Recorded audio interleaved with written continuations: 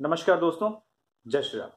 किसी भी मुद्दे को पॉलिटिसाइज करना हो तो ये वामपंथ से सीखना चाहिए। चुनाव आयोग ने डेट्स जैसे रिलीज की हैं, वैसे ही इस देश में महाभारत शुरू हो गया। क्यों? क्योंकि रमजान के दिनों में चुनाव होना है। अब दोस्तों, मेरा एक छोटा सा सवाल है, इस देश को धर्म के नाम पे कौन बांट रहा है? कौन कम्युनल है? रमजान ही नहीं, चुनावी तारीखों के दौरान नवरात्र भी पड़ रहा है। तो आप देख सकते और समझ सकते हैं ये कैसे धार्मिक युद्ध और उन्माद है। मैं पहले भी कहता हूं, मसला धर्म का ही है, राजनीति धर्म की ही हो रही है। सिर्फ बात ये करेंगे कि बीजेपी ऐसा करने की कोशिश करती है, किंतु सत्यता इससे बिल्कुल इतर है। रमजान को चुनावी इशू बनाने वाले मैं हर एक उस नेता से पूछना चाहता हूं, आपको हिंदुओं का त्योहार नवरात्र क्यों नहीं याद आया? और याद इसलिए नहीं आया क्योंकि आपको पता भी नहीं था कि नवरात्र पड़ रहा है, क्योंकि आप हिंदू धर्म सनातन संस्कृति से बिल्कुल दूर जा चुके हैं। आपको कोई मतलब नहीं पड़ता। सिर्फ एक वास्तव में ऐसी पार्टी है, भारतीय जनता पार्टी, जिसने इस बात को समझा और कहा कि नहीं, नवरात्र के वक्त भी तो चुनाव है। इस मुद्दे को पॉलिटिसाइज जब किया गया तो चुनाव आयोग ने खुद सामने से आके सफाई दी। इस देश में धार्मिक असहिष्णुता इतनी ज्यादा बढ़ चुकी है अब कि सर्फ एक्सेल एक ऐसा एड बनाता है जिसमें कहता है कि होली के दाग अच्छे हैं। अगर सर्फ एक्सेल वालों से मैं पूछना चाहता हूं, होली के पवित्र रंगों को अगर आप दाग कहते हैं तो ईद में, बकरीद में जो जानवरों को कत्ल करते वक्त खून लगता है, उसे आप क्या कहेंगे? और उस दाग को कौन धो पाएगा? वैसे इंसानी लोगों का कत्लेआम करने वाले वामपंथ, जिन्होंने केरला में आरएसएस के हजारों कार्यकर्ताओं की हत्या कर दी है, बंगाल में हत्या की है, कर्नाटक में हत्याएं हुई है, इस दाग को कौन धो पाएगा?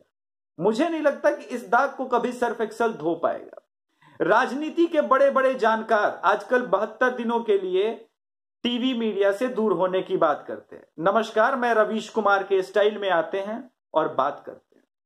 चुनावी प्रोपेगेंडा फैलाया जा रहा है। कहीं 269 सीटें बताई जा रही है तो कहीं 270, कहीं 264। वास्तविकता से कहीं दूर भारतीय जनता पार्टी इस वक्त न केवल राष्ट्रवाद के लहर पर सवार है, बल्कि उसके पास एक सक्षम नेतृत्व है। आयुष्मान भारत, जन औषधि योजना जैसी कल्याणकारी योजनाएं हैं तो किसानों को हर साल 6,000 के रुपए में 2-2 हजार के 3 बार अकाउंट में डायरेक्ट ट्रांसफर करने की बात है। ये इस तरह की कल्याणकारी योजनाएं हैं जिससे पहली बार सीधे गरीब प्रभावित हुए, जिनसे गरीबों को सहारा मिला है। आखिर कोई तो एक प्रधानमंत्री है जिसने ये सोचा कि गरीबों का इलाज मुफ्त में होना चाहिए, चाहे वो कैंसर हो या हार्ट ट्रांसप्लांटेशन हो। ऐसी छोटी छोटी बातें आपको सुनने में बड़ी अजीब लगेगी, लेकिन यह वास्तविकता है। आज से कुछ दिनों पहले जो हार्ट ट्रांसप्लांट का पिन आता था वो 75,000 रुपए का था, अब 7,000 रुपए का है। बीपी की दवाएं लगभग 75% रिड्यूस हो चुकी है। अच्छा, इन स्टोर्स के खुलने से क्या हुआ? बात करते हैं रोजगार की। 2.5 करोड़ टैक्स पेयर थे, वो बढ़ के लगभग 8.5 करोड़ हुए। तो ये लगभग 6.5 करोड़ जो नए टैक्स पेयर्स आए हैं, रिटर्न भरने वाले, ये बिना नौकरी के तो आए नहीं। एक कॉमन सी बात है, सीधी सी बात है, जब तक किसी की नौकरी नहीं लेगी, उसके पास रोजगार के साधन नहीं होंगे तो आईटी रिटर्न कैसे भरेगा? और ये 6 करोड़ का अद्भुत प्रोजेक्शन जो बढ़ा है, ये किसकी वजह से? अगर नरेंद्र मोदी सरकार सक्षम है तो क्या बुरा है एक बार फिर से नमो कहने में। दोस्तों, विचार और विमर्श करना जरूरी है। बात करते हैं राहुल गांधी की। दोस्तों, एक और चीज अब ट्रेंड में है, हाफिज सईद साहब, ओसामा जी और अब मसूद अजहर जी। इस देश में नरेंद्र मोदी को ये इंसान चौकीदार को चोर कहता है कि चौकीदार चोर है, तू तड़ाम करके उनसे बात करता है, प्रधानमंत्री पद की गरिमा नहीं रखता है। लेकिन एक टेररिस्ट जिसने पुलवामा अटैक करा करके हमारे जवानों की शहादत ली है, 40 जवानों की शहादत ली है, उसके लिए आदर सूचक शब्द का इस्तेमाल किया जा रहा है। ये कमाल की बात है और ये शो करता है कि कांग्रेस इस वक्त कितनी फ्रस्ट्रेटेड है। उनके पास न तो नीति है न नीयत है। विरोध करने के लिए उनके पास सिर्फ एक एजेंडा है, वो है प्रधानमंत्री नरेंद्र मोदी साहब। प्रधानमंत्री नरेंद्र मोदी के कल्याणकारी योजनाओं की वजह से यह हालत है कि सपा और बसपा गठबंधन कर चुकी है। राजद को कुछ समझ में नहीं आ रहा है। और ये सब इसलिए हुआ है क्योंकि जब आप लोग सत्ता में थे ना, आपने काम नहीं किया। अगर लालू प्रसाद यादव जी ने ईमानदारी से काम किया होता, कांग्रेस पिछले 10 साल में ईमानदार होती, तो क्या ये दिन देखना पड़ता? 2G, KG, ये जी वो जी लो जी से अब सीधे मसूद अजहर जी पे आ गए हैं।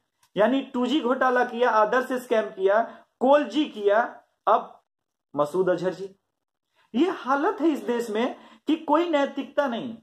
और इस पे भी तुर्रा ये कि नरेंद्र मोदी साहब जो है वो संवैधानिक ढांचे को खराब कर रहे हैं। जिहादी दीदी ममता बानो, ममता बेगम के अपने स्टेट में एक पूर्व IPS ऑफिसर आत्महत्या करता है। आत्महत्या करने के बाद सुसाइड नोट में लिखता है कि इस मौत की जिम्मेदार माननीय मुख्यमंत्री साहिबा हैं। अब सुसाइड नोट को भारतीय संविधान के तहत एक अपने आप में सबूत माना जाता है। मैं पूछ सकता हूं कि कोलकाता पुलिस ने अब तक मुख्यमंत्री ममता बनर्जी को गिरफ्तार क्यों नहीं किया? दोस्तों आप भी सोचिएगा। वैसे इस बार 400 के पार लगेगी वोट, कमल पे खिलेगा कमल ही, चाहे जिसको जितना विधवा विलाप करना है।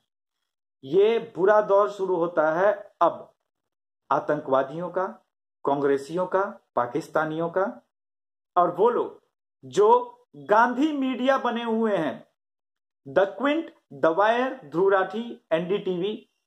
बुरा दौर तो आप लोग का पहले से ही यूट्यूब पे हम लोगों की वजह से शुरू हो चुका है। बाकी दोस्तों चलते चलते आप लोग की फरमाइश पे फिर से रवीश कुमार को प्रकट करते हैं। तो दोस्तों चुनावी ऐलान हो चुका है, अब रवीश कुमार जी की एंट्री होती है।